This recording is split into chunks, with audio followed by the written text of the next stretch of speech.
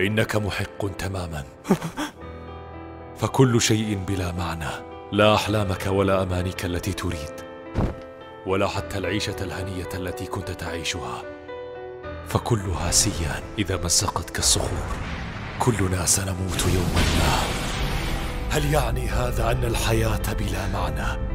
هل كان هناك هدف حتى لولادتنا؟ هل تستطيع قول هذا لمن مات؟ أكانت حياتهم بلا معنى؟ قطعا لا! فما نفعله في حياتنا يعطي قيمة لحياتهم. مات الشجعان ومات الجبناء. نحن من سيتذكرهم؟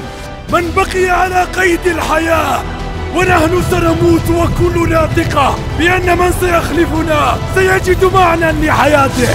فاغضبوا يا جنودي، واصرخوا يا جنودي، قاتلوا يا جنودي.